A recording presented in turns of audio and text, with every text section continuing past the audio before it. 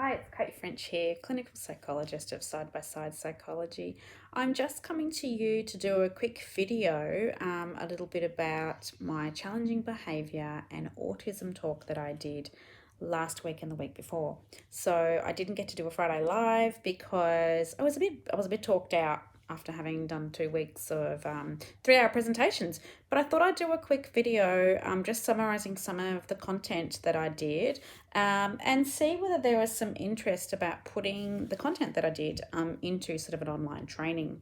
So I was asked by each and Mildura Rural City Council to do a talk on challenging behaviour and autism. So that's what I did. So I spent about 3 hours going over a number of different perspectives, I suppose, that came to my mind when trying to do some teaching for parents and carers of kids with autism.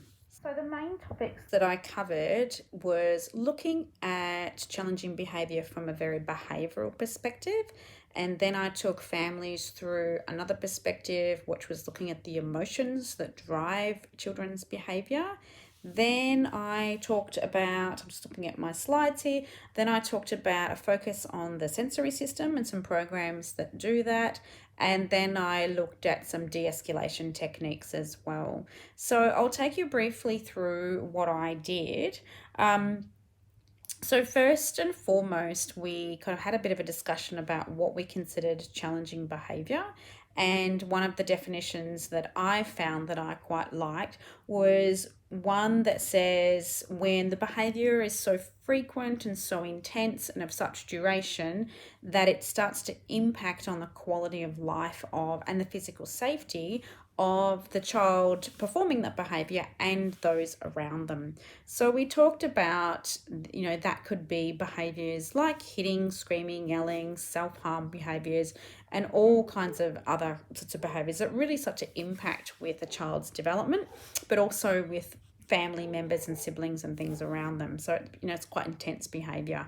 But during the talk, we didn't, I suppose, talk specifically about how to address each of those behaviours because we were showing a framework for understanding how we do a proper behavioural intervention with challenging behaviours. So I took the families through and educators that were there were some other educators there as well, through what we call as a functional analysis of behaviour. So that's understanding how a behaviour exists in a behavioural framework, and that there are triggers and that there are consequences, and that the behaviour a child will exhibit will have an actual purpose for them. And we have to try and, I suppose, find out what is keeping that behaviour around, what are we doing, what the environment's doing, what purpose that behaviour really has before we can plan some type of intervention.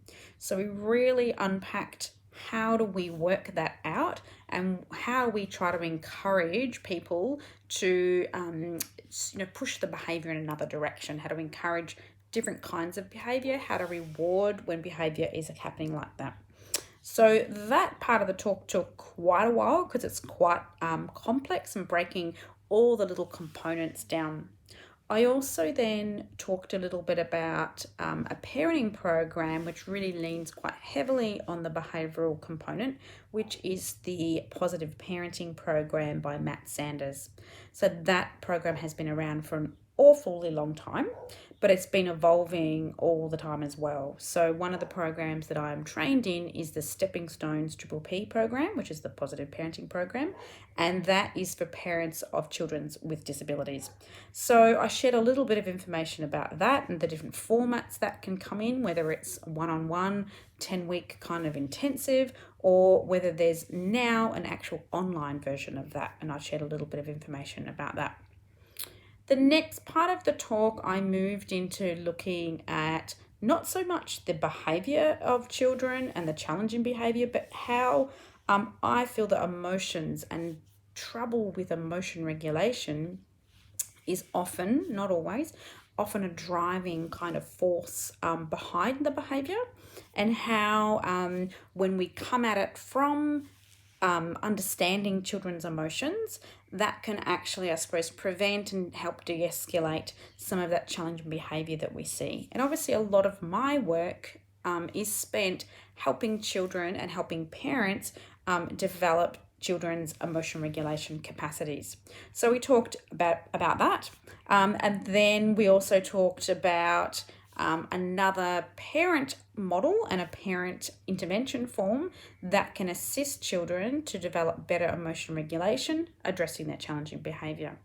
So the one that I'm familiar with and really think is very effective is learning how to become an emotion coach.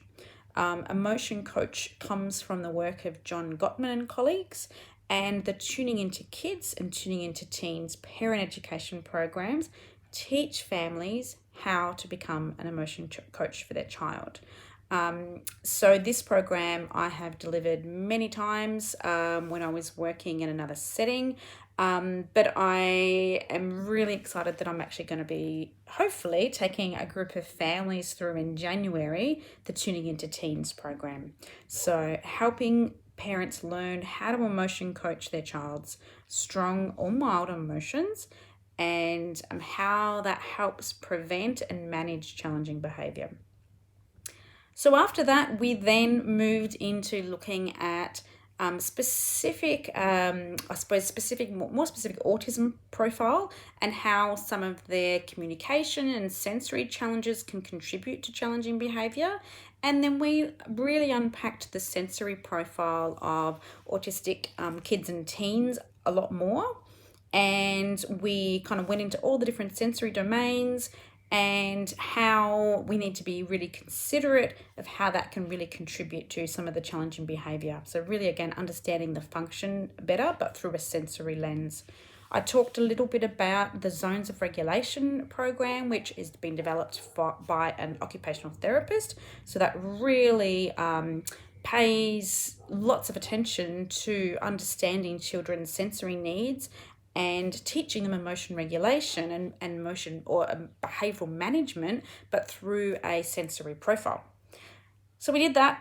And then we did a little bit at the end about de-escalation hacks or tips, so that if you are in a situation where the behaviour is really escalating out of control, what is a bit of your go-to plan right there and then? So when you're kind of like feel like hitting that emergency button, what are some tips that you can kind of have up on your fridge, or that you can try to memorize when you're in that really crisis situation? What can you do when you're feeling quite overwhelmed? So, and then we moved into question time following that. So it was a lot of information from a number of different theoretical kind of perspectives, but each of those, I suppose, are ones that really inform my practice, and hence why I really wanted to share them with everybody. So the more I've thought about it, we had some fairly positive feedback from professionals and parents that came to the two presentations that I was privileged enough to speak at. And it's got me thinking that perhaps it would be a really useful thing to do to actually do a video presentation of what I did and have the slides available as well for people. So that's what I'm thinking about doing over my summer. So if that's something that you'd be interested in, please let me know. Or if there's another topic that you'd be keen to see me present on, then please let me know. Anyway, I'm going to go. So thank you for listening to this little video, and I hope it was useful. Catch you soon.